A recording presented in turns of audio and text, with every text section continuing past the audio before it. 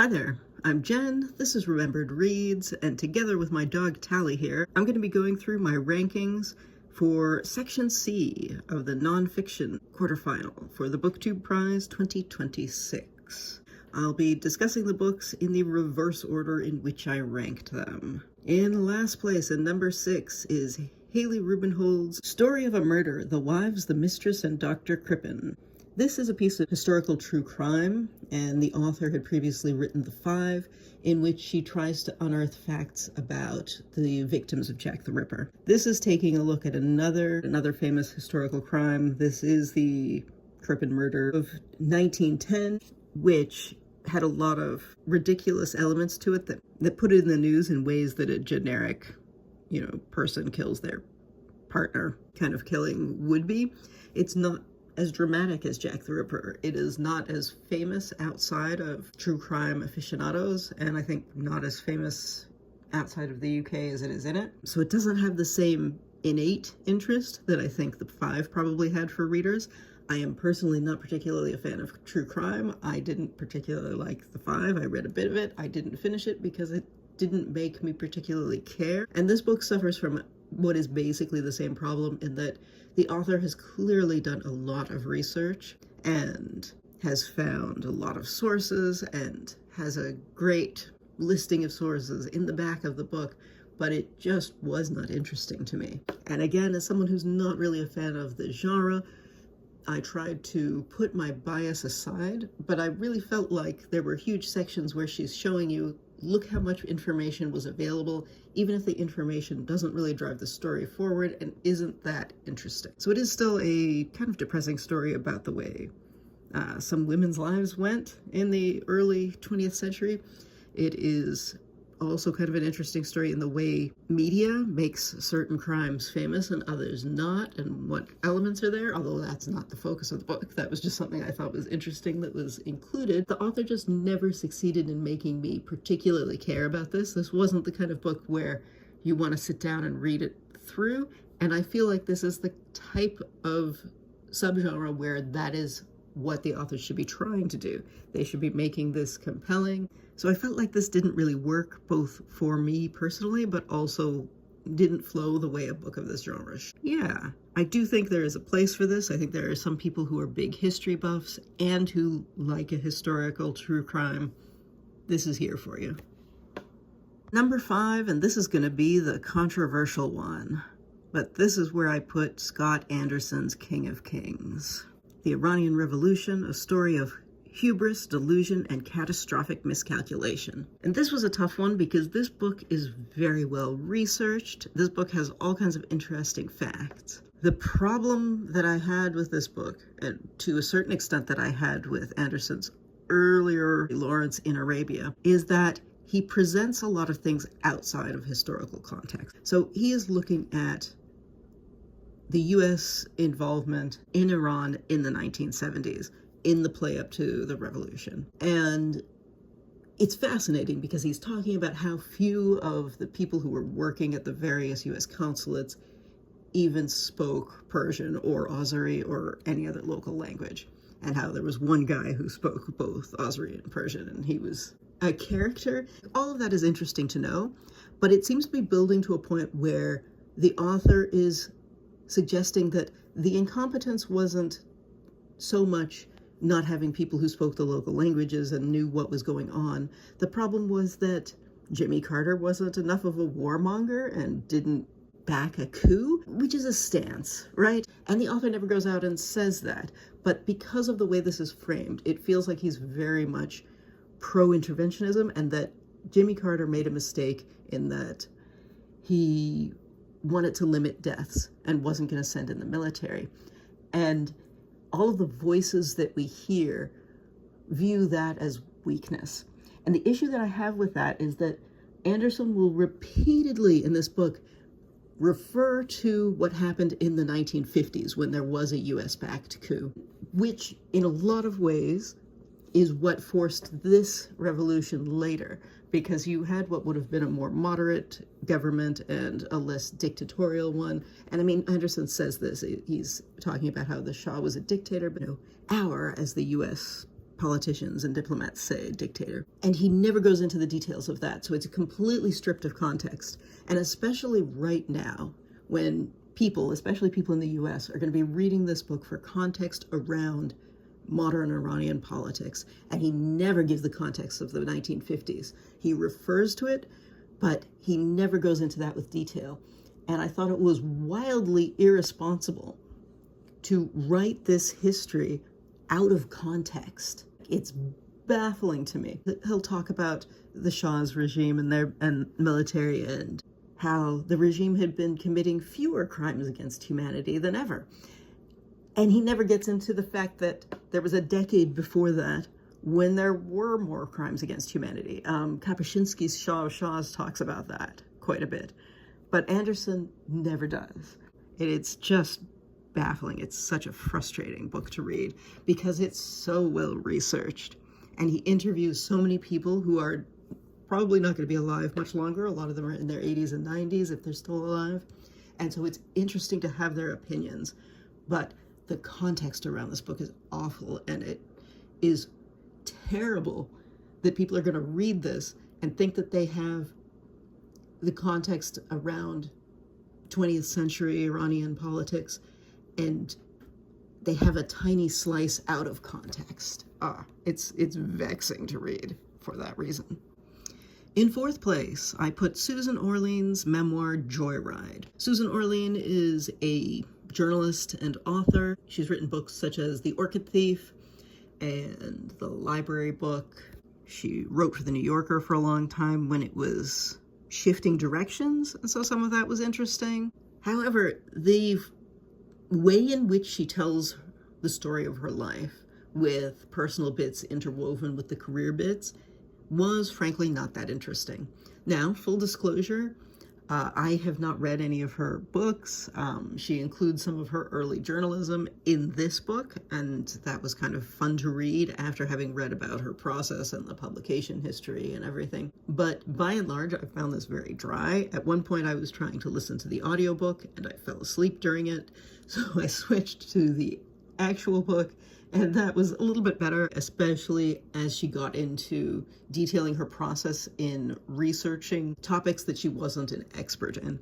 And that seemed to be one of the goals in her life, was to bring unconventional stories, or too conventional stories in some ways, to a mass audience. Some of it feels a little bit iffy in terms of the kind of social gap between her and her subject sometimes, and I felt like that wasn't ever really explored. I would have liked to have seen more of that. A lot of it is just very matter of fact, so it was fine. I think this will be much more interesting for people who are fans of her work than it was for me. Also, for people who are aware of the New York City journalistic scene in the 1980s or so, because reading this, she name drops a number of people, and most of the names meant nothing to me, so I wasn't getting any of the fun, gossipy side that I think someone who is more interested in that scene will. Shockingly for me, as a deep Margaret Atwood hater, I put Margaret Atwood's memoir, Book of Lives, in third place. This book is enormously long, definitely longer than it needs to be. At one point, she's talking not only about her own genealogy, she talks about her late partner's genealogy, and I thought, I don't know that that needed to be in here. However, unlike the Susan Orlean book, when Margaret Atwood is name dropping, it's usually folks from CanLit, so I knew who she was talking about. I thought it was kind of interesting to see these pictures of this was what it was like the first time she met Michael Ondaatje or Robertson Davies or whoever. So that was fun. Also, it was fairly compelling in the sense that I was frequently irritated by what she was saying, but I wanted to keep reading it so that I could see how much worse it would get, and I had fun with that. I always say one of the things that has always made me irritated about her was the interview she had back in the 90s with Jan Wong for the first ever column of Lunch with Jan Wong. And hilariously, she has a section where she talks about that and presents it as a setup. And I found it kind of funny because many of the issues that I have with her, I continue to have, but she did address them. And I did think that was kind of fun, in that a lot of other Margaret Atwood haters who are coming from the same stance that I am, which is about the way she behaves in the Canadian political and literary space, because she is very not in my backyard type in terms of urban development in Toronto, which is another reason I dislike her. She doesn't talk about that because she's keeping it more on the literary side. But yeah, so if you're of a similar stance, this is actually still a fun read, even though it is way too long. And I wish I hadn't accidentally deleted the video of it, because it does have a lot of photo sections, which is fun. In second place, I put Things in Nature Merely Grow by Yi-Yun Lee. This is an interesting book. It is very non-standard. It is the only one that I did not have to put on hold. I was able to check this out of the library the day we were assigned these groups. I had the ebook right away, and this is the only book in this group where I did feel compelled to read it straight through. It's fascinating. I will say this is also the only book in this group where I actually give people warnings. This is about the author's two sons who both killed themselves several years apart, but both when they were teenagers. And her way of approaching that is through radical acceptance, which is fascinating, because I think so many people would just absolutely break down at this kind of thing, or not know how to approach it, just keep going on with life because what else can you do? But her approach is fascinating. The tone is fascinating. The way she talks about her sons is sometimes a very almost distant feeling, and that's kind of challenging. I've seen some reviews where people say it feels cold, but I think as she describes the whole framework of radical acceptance, it's fascinating. This is just a book that's hard to describe because you have to read it. It feels almost like poetry, whether it's fair to the son's memory, whether it's fair to her husband, whether it's fair to one son versus the other, because she had a novel that she wrote that was a conversation with the older son. And this is kind of a follow-up because she felt she couldn't do the same thing and still honor the memory of the younger son. And it's just a fascinating look at that. It was such a compelling book to read.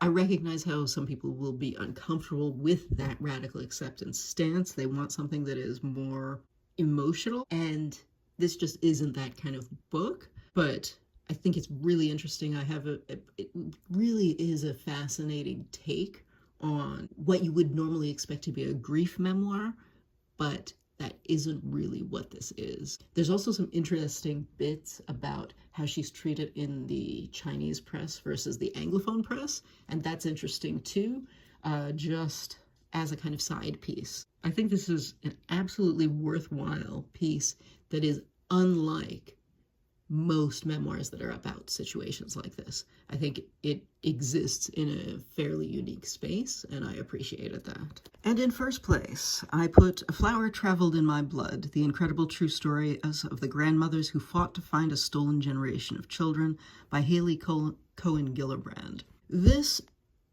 is a look at the history of the abuelas of the Plaza del Maya, who are the offshoot of the mothers of the disappeared from the Argentinian junta in the late 70s, early 80s, who were looking for children who were born to mothers who had been disappeared and who were made to give birth to their children in captivity. The mothers were then generally killed, and the children were adopted into usually military families, sometimes other families. And they're 40, almost 50-year search at this point for those children. The author talks about how the first time she was living in Argentina, her Spanish was okay, but not good enough to read the books that had been written in Spanish about this topic. And so this is what she's done here, is written the book that she wanted to read at that point. I like the framing of that because it is fulfilling a need. This is information that exists but didn't exist compiled like this in English. So I appreciated that she saw a gap in the market for something that is a history that a lot of us know of vaguely and maybe want to fill in some blanks of. And it does a good job of presenting both the history, the early history, where there were members of the movement who were disappeared themselves, and then the history in between, where they had to use paperwork, versus the more recent piece where they were able to use DNA testing and could definitely and without argument say these are family members. The only negatives I have to say about this book is that occasionally she brings in other information. At one point, she does a mini biography of the American woman who created the particular type of DNA testing that they're using. And I thought that wasn't really necessary for the story. That felt like it dragged the book down a little bit.